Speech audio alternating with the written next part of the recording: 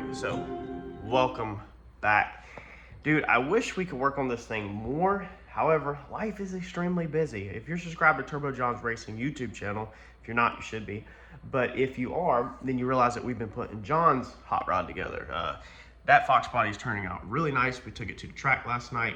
Really good starting point for John. I'm very excited for him with that car. And I was giving him a hand. Let's see here, I gave a hand Wednesday night, Thursday night, Friday night I did not, Saturday morning, Saturday night at the track. So I have been doing a lot with John's, or putting a lot of time here lately with that. That hasn't left a lot of time for me. I've still been working the best I can, trying to get stuff in motion. We purchased our second tire for a deal, saving big money, and then they canceled it on me because they said it was actually out of stock. So I'm trying to get the second tire because I still have the rear end in works that I haven't got hands on, but as soon as we get the rear end under the car, the fender bolted to the car, the second tire, and now we can measure for our offset on our wheels. We are reviewing also this grinder. So the product reviews on this channel, sometimes y'all see them pop up and you might be wondering about them. Companies reach out to us and sometimes they ask us to review products. Sometimes we know that they're not going to be super great, but we still give it a shot. We still review the product. We'll see how this grinder goes long term, but I'm very excited to be able to get some of these products. I'm not rich, so every little thing, every sponsorship helps when we can get sent tools, and I'm gonna give them a go. So let's see if we can make just a little bit more leeway on this fender. Harper's over there grinding on something, sounds like. I'm getting all the dirt off. Oh, you're getting the dirt off? Good job. What? All right, let's try to get something done.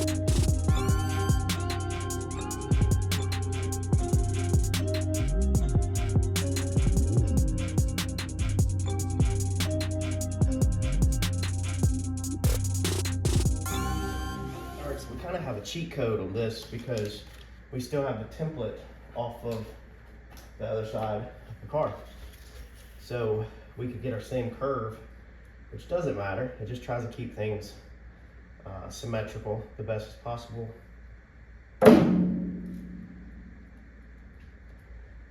I believe that the more symmetrical you can be, the more likely it is to be a good end result.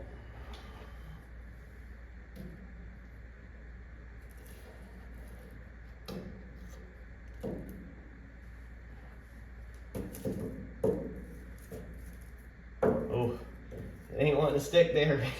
Does anybody know what that means?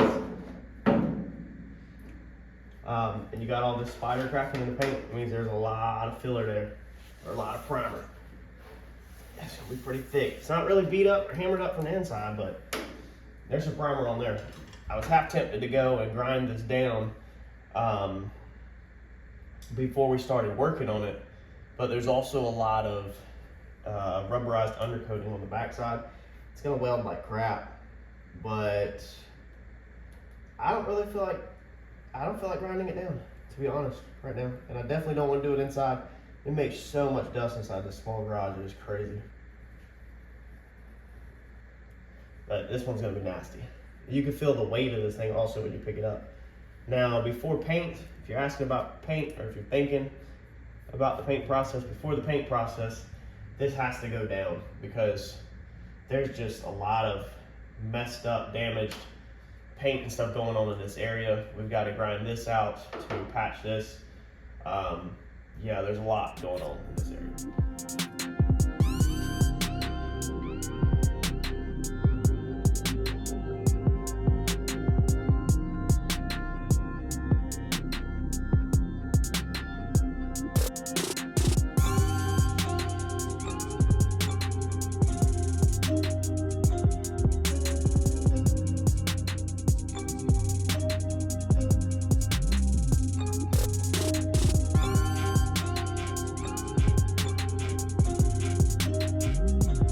Almost messed up really good on that one. If you recall, the last piece, I remember we bolted this cutoff piece to that on the bench, but don't remember how we set our height now that I come to think about it. So basically I knew that I couldn't just sit that on the ground. You can't just sit the front piece on the ground and then weld the arch in the back, because then your height where it meets back up to your quarter could be wrong. You know, if this brown piece is too low, then all of these curves right here won't match. So before you go moving anything, you gotta go ahead and set your spread back there. And so I had cut that piece off right there. You can see that line. I had to go back and clamp it back on and then bolt this to it, make sure I get all these curves right, because that's gonna set my spread. I don't remember 100% what we did on the back. Maybe we cut these in half, bolted these two together, and then maybe we lined it up off of a straight edge. Maybe I clamped a straight edge in there. Now that I think about it, I think that's what we did, is clamp a straight edge in there to find our up and down. I guess, did I mess this side up? Then you start second guessing yourself. Oh, I didn't. Man, I just don't remember how we set our height there. Maybe we didn't. Maybe we just cut it and then we just overlapped the panels. Man, I don't remember. I don't think I back and watch that video, but I know that's right. Huh. So little minor differences in left to right, but that's how we're finding our height on this one.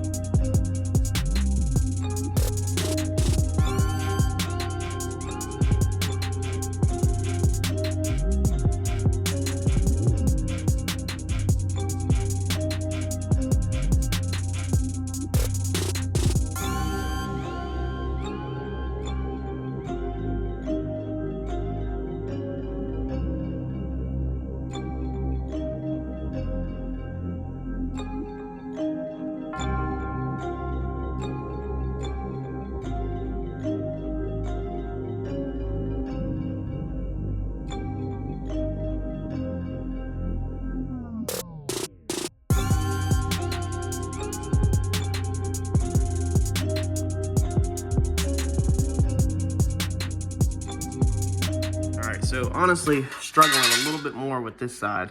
I don't know if it's from the previous damage that was there, or if it's the switch to working with the, what is this, the 18 gauge. I had a comment, I appreciate y'all giving your input on this. A lot of people said that these car bodies are actually about a 19.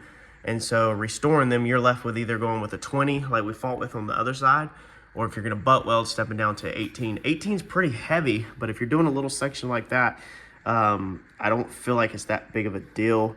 I'll probably honestly repair everything with 18 gauge, I think, because I'm not really worried about the weight on this car, and it's welding, you know, way better than the 20. So we'll leave that section of 20 inch over there. That's overlapped. It just is what it is on that one. We already talked about that in the previous video. But this one, just the way the chop was, I mean, the outside lined up great. Okay, we have our bump right there, of course, that we have to work out. We dollied some of that stitching up there just a second ago off camera. And then this right here is definitely humped in. So I don't know if this corner was kind of smashed in. I mean, this filler's thick here. I don't feel no push in on the inside or hammer marks, but I don't know if this was kind of already caved in, and then when we cut it, you know, it just made everything worse. But there's definitely a trench through here, which is fine. We can dolly this out. I don't want to dolly it out until I get all of it fully welded, though. That way I'm not taking a chance of breaking my welds, but I'll definitely dolly that out some. And then when I skim this around with filler, it'll be good to go, you know, especially once we get all this old filler off, which we're not going to be doing in this garage because it is crazy. I was holding a vacuum beside the grinder earlier. So our sweep is a little different on this cut. Not 100% sure why. I think it's honestly just how I cut it, but how I cut the piece. Anyway, we lost it. So we had it good there, and then we just lost it where, you know, it just wasn't working. So it basically, if I can get these welds back together, it's basically like that. So that just wasn't working. So what I did was went ahead and cut it off. Once you reach your area where your pieces are flush like that, just don't even fight with it. Just go ahead and cut it off, and you're gonna do another template. However, I'm gonna use this one probably. I'm just gonna simply come back, find where this butts up, probably to the bottom, because the bottom looks like the cut's the same. The top looks good right there. So we'll make that mark, and we'll cut that, and then we'll put that little section piece in, and then of course you'll have that down there. Because I might be reshaping the wheel arch, if you remember. So that puts me really close to the wheel arch, as you can see. And then we kind of want to figure out, lock in what we're going to do with the wheel arch before we move forward with this. So I'm going to get this piece cut and get this little piece put in. I think we'll save the gas door maybe till later.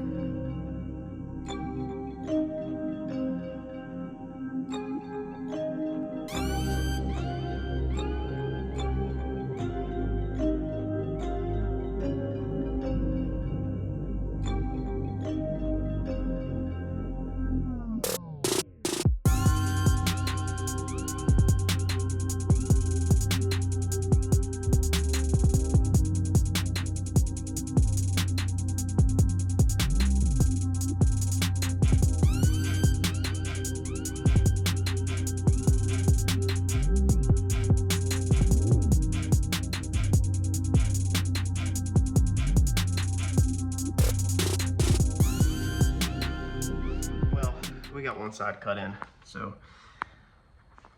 not bad. I wish I would have took the fender outside and grinded all of the body filler off before I got started, but we can still take the fender off and still take it outside and grind everything off once we get a little farther along. But dude, this stuff takes a lot of time, like it really does. To create these things, it takes a lot of time. I definitely have changed my attack approach, I guess you could say, from like when we did the Comet. So with the Comet, I was kind of just like hammering on it. I said in the beginning that I wanted this build hopefully to last 2+ years without blowing through it. We're definitely, so a lot of people say we're moving at a good pace, but we're definitely clocking some hours on it, to say the least. This stuff, dude, it just takes a long time, because you can't just weld this stuff up because of the heat. So you have to continuously be thinking about the heat, making sure you don't get a panel too hot. I don't know if the time lapse shows it, but a lot of times I'm like touching it with my knuckles or real fast patting it like this, and that's to check the temperature in it to see if I can get back on it. As soon as you can touch it with your hands, you can get back on it pretty much and keep it moving. But yeah, that's it's Sunday. It feels like we're just moving at a snail's pace. I know a lot of y'all are commenting saying that, you know, it's moving so fast and everything, but it's really not. It's actually going really slow compared to what I could do if I was on this thing like full time. Hopefully we'll be able to get into something, you know, more interesting soon, because a lot of this stuff is, you know, symmetrical. You've already seen it on the other side. We still have to do that door. We still have to finish that stuff up there. The window chop's all done. That chop's done. You know, we're gonna have a lot of time in these fenders, it seems like, wheel arches, and then once everything's done, we might be ripping them long ways, cutting them back in half again, and then pulling them out. So I'm not 100% on that yet, but there's a lot of time in this thing. Can't wait to get onto the trunk. Moving to the trunk, I have a piece for the license plate to recess in there, you know, but I kind of want to get the body done before I move into the truck. I need to get back over here and weld some of this stuff. I need to work on this during the weeknights, really, the welding.